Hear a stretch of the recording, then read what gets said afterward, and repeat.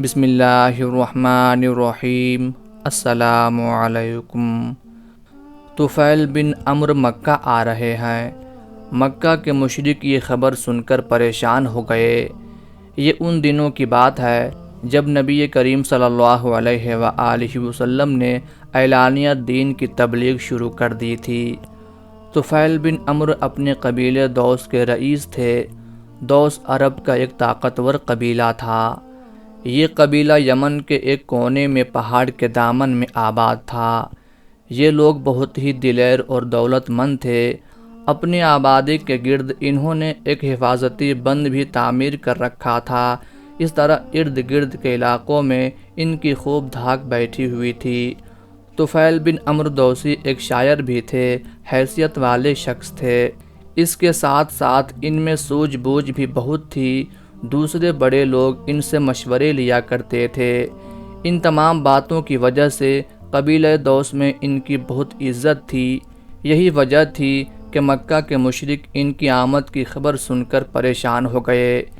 انہیں یہ خوف محسوس ہوا کہ کہیں طفیل بن عمرو محمد صلی اللہ علیہ وآلہ وسلم کی دعوت کا اثر نہ لے لیں۔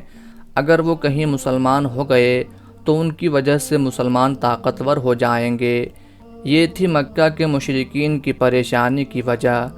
چنانچہ وہ سر جوڑ کر بیٹھ گئے اور اس مسئلے پر غور کرنے لگے۔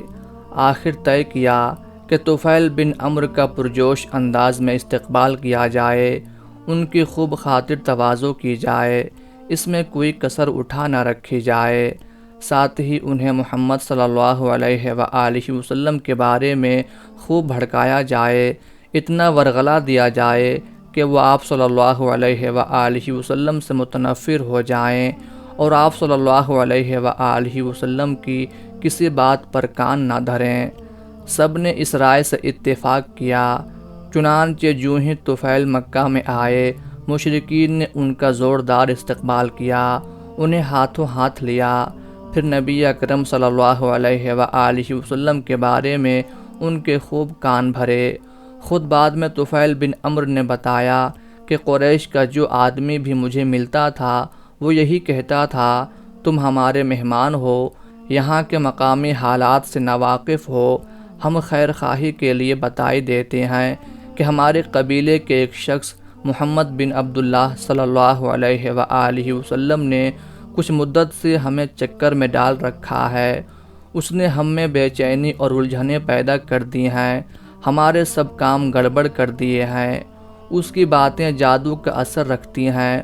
وہ اپنی زبان کی طاقت سے کام لے کر میاں بیوی، باپ بیٹے اور بھائی بھائی میں تفرقہ ڈال دیتا ہے۔ ہمیں ڈر ہے کہ کہیں تم اس کی چال میں نہ آ جاؤ۔ ہمارا دوستانہ مشورہ یہ ہے کہ اس سے کوئی بات نہ کرو اور نہ اس سے کچھ سنو۔ ان باتوں نے مجھے کچھ اس حد تک خوفزدہ کر دیا کہ میں نے اپنے کانوں میں روئی ٹھونس لی، تاکہ اگر اتفاقاً کہیں آپ صلی اللہ علیہ وآلہ وسلم سے ملاقات ہو جائے تو ان کی زبان سے نکلی ہوئی کوئی بات میرے کانوں میں نہ پڑ جائے۔ اللہ کی قدرت کے کھیل انوکھے ہیں۔ دوسرے دن طفیل بن عمرو صبح سویرے حرم کعبہ گئے تو دیکھا کہ رسول اللہ صلی اللہ علیہ وآلہ وسلم کعبے کے پاس نماز پڑھ رہے ہیں۔ اس وقت یا تو کانوں میں روئی رکھنا بھول گئے تھے یا روئی نکل گئی تھی۔ نبی اکرم صلی اللہ علیہ وآلہ وسلم جو آیات تلاوت کر رہے تھے وہ ان کے کانوں میں پڑ گئیں۔ اللہ کا کلام تھا اور نبی کریم صلی اللہ علیہ وآلہ وسلم کی زبان مبارک سے نکلا تھا۔ طفیل بن عمرو سوجھ بوجھ والے تھے، اثر لیے بغیر نہ رہ سکے۔ انہیں یوں محسوس ہوا جیسے ان کے دل و دماغ میں ٹھنڈک دوڑ گئی ہو۔ انہوں نے دل میں کہا، او طفیل، تو کتنا ناسمجھ ہے، قریش کے چکر میں آ گیا۔ کیا تجھ میں عقل نہیں ہے؟ اللہ نے تجھے شعر و شاعری کی صلاحیت عطا کی، تو خود دوسرے کے کلام کی خوبی یا عیب کو پرکھ سکتا ہے، پھر کیا مشکل اور الجھن ہے کہ تو خود فیصلہ نہ کر سکے؟ ان سے مل کر معلوم تو کر وہ کیا کہتے ہیں، اگر ان کی بات قبول کرنے کے قابل ہے تو مان لے، ورنہ کوئی زبردستی تو ہے نہیں۔ نبی کریم صلی اللہ علیہ وآلہ وسلم نماز سے فارغ ہوئے اور حرم سے نکل کر چل پڑے۔ طفیل بھی پیچھے پیچھے ہو لیے۔ جب آپ رہائش گاہ پر پہنچے تو طفیل اچانک سامنے آ گئے اور بولے، اے صاحب، آپ کی قوم نے مجھ سے آپ کی ذات اور آپ کی دعوت کے بارے میں یہ باتیں کیں۔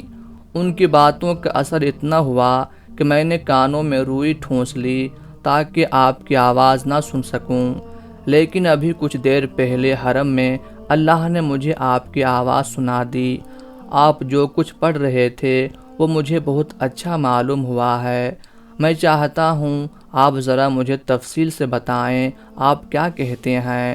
نبی اکرم صلی اللہ علیہ وآلہ وسلم نے ان کے سامنے اسلام کی خوبیاں بیان فرمائیں، قرآن کا کچھ حصہ پڑھ کر سنایا۔ یہ شیریں کلام سن کر طفیل بن عمرو پر وجد کی حالت طاری ہو گئی۔ شاعر تھے، کلام کو سمجھتے تھے، لیکن یہ کلام ایسا تھا کہ پہلے کبھی اس جیسا سنا نہیں تھا۔ بے اختیار پکار اٹھے، اللہ کی قسم، میں نے آج تک نہ اس سے بہتر کلام سنا، نہ آپ کی باتوں سے بڑھ کر کوئی پر حکمت بات سنی۔ میں گواہی دیتا ہوں کہ آپ اللہ کے سچے رسول ہیں اور آپ کی دعوت مجھے دل و جان سے قبول ہے۔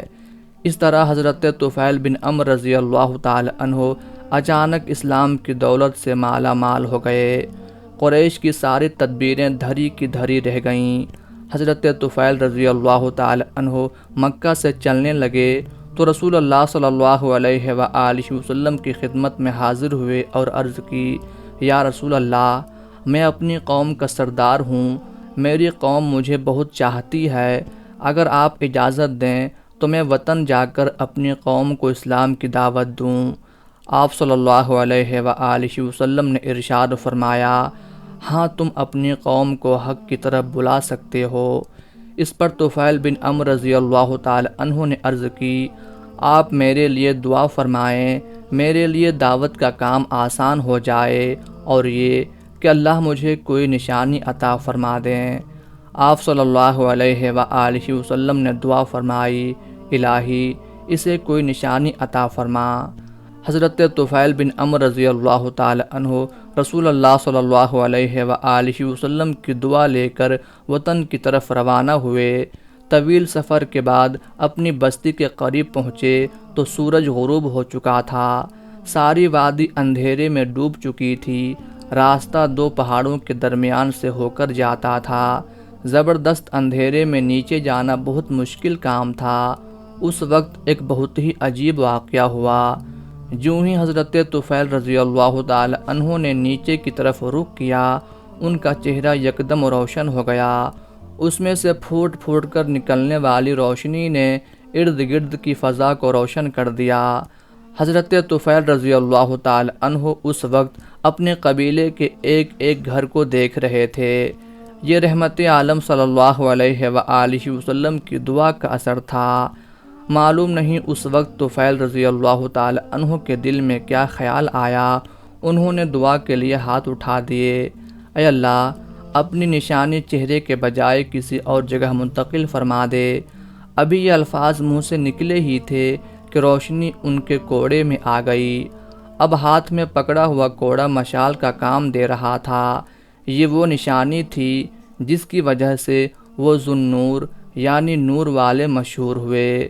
گھر پہنچے، سب سے پہلے باپ کو اسلام کی دعوت دی، انہوں نے بھی اسلام قبول کر لیا۔ پھر سارا گھرانہ مسلمان ہو گیا۔ اس کے بعد انہوں نے اپنے قبیلے کو اسلام کی دعوت دی، لیکن وہ اسلام نہ لائے۔ انہوں نے کوشش جاری رکھی، لیکن صرف ایک آدمی مسلمان ہوا۔ آخر یہ پھر رسول اللہ صلی اللہ علیہ وآلہ وسلم کے پاس گئے۔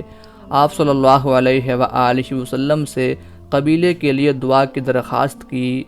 نبی اکرم صلی اللہ علیہ وآلہ وسلم نے دعا فرمائی۔ یہ پھر قبیلے کی طرف لوٹے، پھر انہیں تبلیغ کی۔ آخر ان کے قبیلے کے اکثر گھرانے مسلمان ہو گئے۔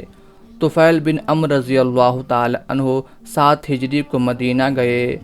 آپ نے غزوہ خیبر میں شرکت کی۔ فتح مکہ کے موقع پر بھی آپ نبی اکرم صلی اللہ علیہ وآلہ وسلم کے ساتھ تھے۔